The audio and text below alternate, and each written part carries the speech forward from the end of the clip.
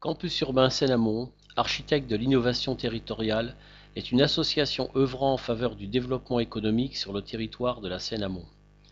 Les valeurs fondamentales que nous portons sont le maintien de la mixité sociale en Seine-Amont, l'accès au savoir de la population et en particulier des jeunes, la réduction de la fracture sociale qu'engendrera l'économie de la connaissance si elle est mal maîtrisée. Nous animons de manière collaborative des chantiers qui accompagnent toutes les mutations du territoire de la Seine-Amont. En catalysant les compétences présentes autour de projets et en facilitant la vie de tous les acteurs économiques du territoire, Campus Urbain Seine-Amont accompagne leur développement, en particulier pour la filière numérique et les industries culturelles et créatives. Une fois par an, nous organisons les entretiens du campus pour confronter et débattre de thématiques que nous jugerons essentielles pour l'avenir de nos territoires. Pour cette 4e édition, nous abordons le sujet de la fibre optique professionnelle symétrique, un élément structurant au service des entreprises et des territoires, dont vous retrouverez l'essentiel des échanges dans cette vidéo consacrée à la première partie de notre matinée. La seconde sera disponible très prochainement. Bon visionnage. La thématique à aborder ce matin, donc la fibre optique symétrique, un élément structurant au service des entreprises et des territoires, est un enjeu majeur pour le développement des entreprises de ces filières innovantes de l'enseignement et de la formation. La formation à travers l'outil numérique, associé en présentiel et non présentiel, pose la question de conditions d'émission et pas seulement de réception des données. Elle interroge aussi le modèle de ces établissements qui développent de plus en plus d'incubateurs, qui ont besoin de pépinières, qui doivent développer le lien aux entreprises, mais aussi veiller aux moyens et aux conditions de recherche. Cette étude, les parties de notre ADN CASA qui est effectivement la compétence en matière de développement économique. Dans ce cadre-là et dans le rapport qu'on a avec les entreprises, et donc ce lien entre travail interne et rapport aux entreprises, cette question effectivement de l'accès au très haut débit symétrique, en s'appuyant sur ce qui avait déjà été conduit par les villes, est effectivement apparue comme une question cruciale. Cette étude portée au sein de la CASA, on est parti d'un bilan. Actuellement, les données sont le nerf de la guerre en matière de développement économique.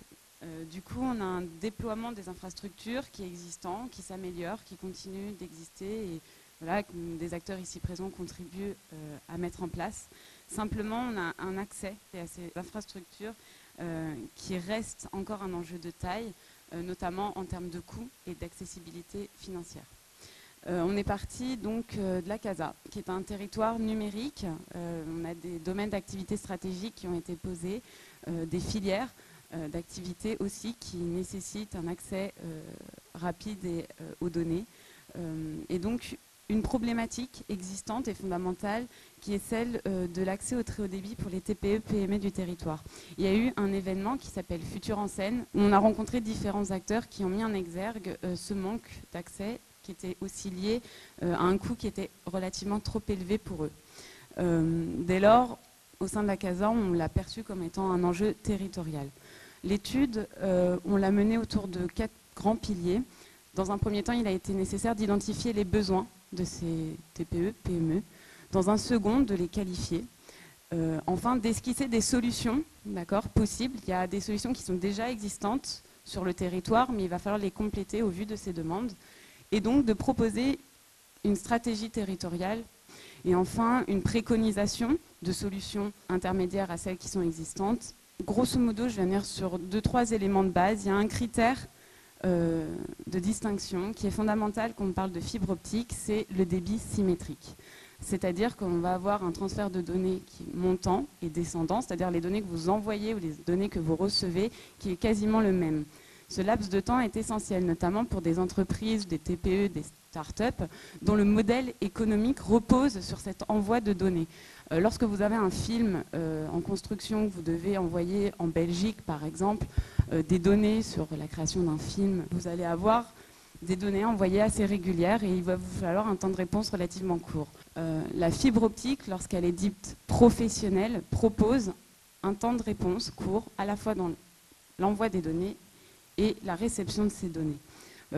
Simplement, dans le marché actuellement, les publicités, notamment télévisées, que vous pouvez voir, parlent de fibre optique et de très haut débit. On n'est pas sur ce type d'offre. Là, on est vraiment sur une offre avec ce critère de symétrie. C'est important, c'est une notion sur laquelle les gens doivent être sensibilisés au quotidien.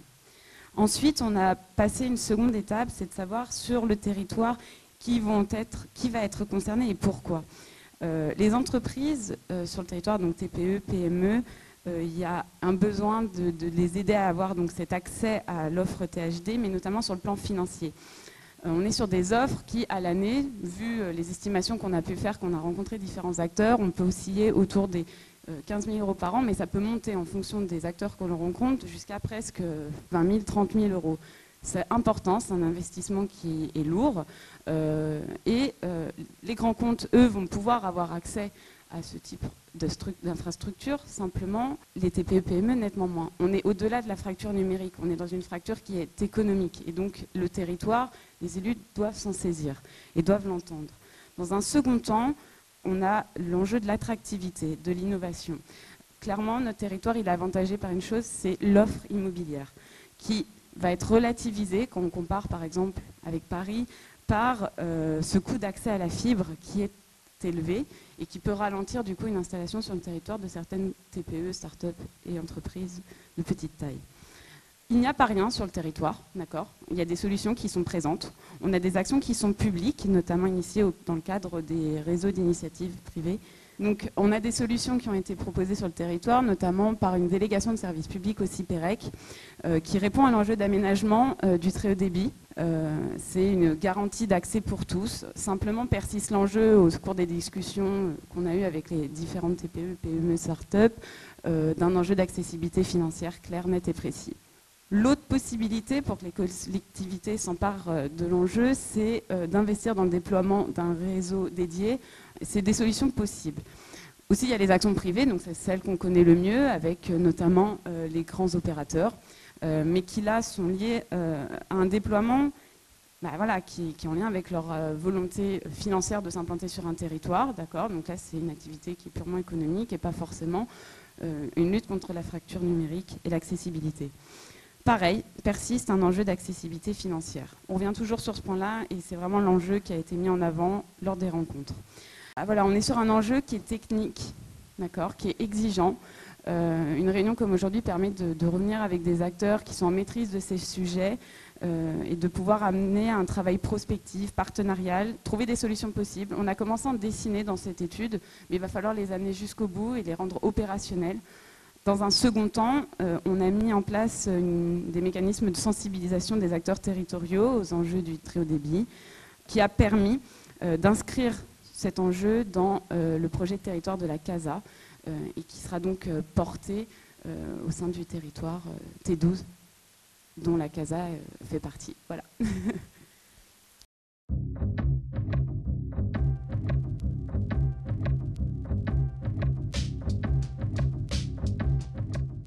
Le haut débit, évidemment, un enjeu considérable. Je dirais même que la plupart d'entre vous ne mesurent pas encore très bien combien notre vie est en train de changer, combien votre vie a déjà changé. La nature a horreur du vide, et on se rend compte que quelle que soit la bande passante qu'on met à disposition des gens, là, en l'occurrence des étudiants, ils l'occupent. Alors c'est vrai que quand on parle de transition digitale des entreprises, il ne faut pas l'aborder normalement que d'un point de vue technologique. Transition digitale, ça veut dire aussi faire évoluer le business model et l'entreprise dans un contexte de plus en plus digital. Cette révolution qui est en cours change complètement le business. À partir du moment où des intermédiaires peuvent en savoir beaucoup plus sur les clients que celui qui fabrique, on devient une société où ce qu'on met dans les tuyaux, ce qui passe dans les tuyaux, et la taille des tuyaux devient plus importante que tout le reste. Les besoins en bande passante évoluent et on se rend compte qu'aujourd'hui on est vraiment au balbutiement de ces usages. Les usages changent, donc à la fois au niveau pédagogique et au niveau de l'utilisation de chaque étudiant. C'est l'asymétrie des débits aujourd'hui, elle devient de plus en plus importante parce qu'en fait vous avez beaucoup d'applications qui sont dans le cloud sur lesquelles vous pouvez héberger vos données. Et quand vous débranchez votre ordinateur du réseau, que vous téléchargez 30 gigas sur votre disque dur, quand vous revenez sur le réseau, les 30 gigas ils doivent être envoyés sur Internet. Et avec des débits asymétriques, vous avez une toute petite bande passante pour envoyer les données. Et quand vous avez tous les élèves qui arrivent à 9h du matin et qui peuvent avoir téléchargé des choses et qui vont synchroniser leur ordinateur dans le cloud, on se rend compte que là, la bande passante en débit asymétrique, elle est extrêmement Alors, on a un besoin extrêmement fort. Donc nous travaillons sur des machines virtuelles, donc sur des fichiers qui font au minimum 50 gigas ou qui vont jusqu'à 500 gigas, pardon. Nous les travaillons chez nous et quand nous devons les transférer dans les data centers pour les clients, ben aujourd'hui nous utilisons des motos pour nous fournir de la fibre symétrique 100 mégas. Elle est quand même assez onéreuse, hein, donc elle est bien au-delà de plus de 2000 € par mois en fait, à 100 mégas symétriques. Et encore, cela serait insuffisant pour nous pour pouvoir transférer plusieurs téras en une nuit ou une journée. Les avantages en fait pour l'entreprise vont être au niveau de l'amélioration des usages et de son fonctionnement. Ça va être aussi de réduire les barrières de distance, je vais y revenir avec des détails après, d'améliorer la qualité de vie dans l'entreprise, et je pense qu'il y a une deuxième table ronde sur les tiers-lieux et le télétravail, et puis enfin de développer de l'innovation aussi. Il montre bien que les avantages économiques entre la Californie et la France ne sont pas forcément dans le sens qu'on croit. Basiquement, les boîtes payent plus d'impôts en Californie qu'en France. Il y a des différences, elles ne sont pas toujours celles qu'on croit, mais il y a une différence qui est importante, c'est qu'en France, on ne prend pas les décisions assez vite. Et c'est là qu'il faut réfléchir, et c'est pour ça que pour la fibre, je vous invite à ne pas perdre de temps. C'est des décisions, ça coûte, mais soyez pas en retard d'un métro, si j'ose dire. Merci.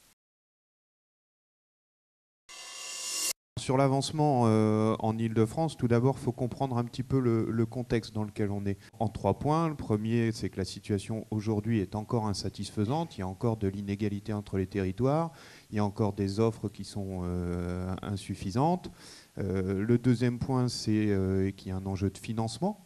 C'est qu'aujourd'hui, le gouvernement a fait beaucoup d'efforts sur le plan national très haut débit. Mais il n'en reste pas moins que ces efforts sont basés sur de la subvention publique, sur de l'argent public, et qu'on craint que dans les années à venir, cette source de financement se tarisse. Donc elle dit clairement qu'il faut arriver à faire venir les investisseurs, à faire venir les prêteurs sur ces outils-là. Et puis le troisième point qu'il ne faut absolument pas négliger, surtout en ce moment, c'est que c'est un marché qui est en mouvement, y compris au niveau des acteurs des infrastructures. Tous ces enjeux-là, on ne peut pas passer outre. Je pense que les infrastructures contribuent à l'image. Les infrastructures, la culture, et sur la culture, je pense que la CASA, le territoire de la CASA, fait le maximum, n'a pas grand-chose à se reprocher. Mais les infrastructures, c'est aussi très important pour l'image, et l'image ne changera que si on travaille tous dans le même sens, et ça prendra un petit peu de temps.